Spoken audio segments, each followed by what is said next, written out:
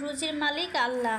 এটা কেন বলতেছি, আজ অনেক দিন পর হচ্ছে এই আপনার ভাইয়া আসরে নামাজ পড়তে গেছে আমাদের বাসার পাশের মসজিদে। কারণ হচ্ছে এই টাইমে সে বেশিরভাগ সময় অফিসে থাকে, তো এখানে মসজিদের নামাজ পড়া তার হয় না। তা আজ অনেক দিন পরে এখন বাজারে যাচ্ছিল, তো বাজারে যাওয়ার পথে নামাজ পড়তে গেছে। আর মসজিদে হচ্ছে আজকে তবরক দিচ্ছে। এখানে অনেক কিছু এরা মেনে চলে।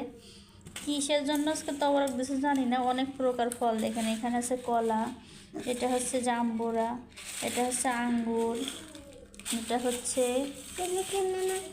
এটা হচ্ছে তরমুজ, এখানে হচ্ছে আখ, এটা হচ্ছে আপেল, এটা হচ্ছে পেয়ারা, এটা হচ্ছে আমলকি, তারপরে এটা হচ্ছে ড্রাগন।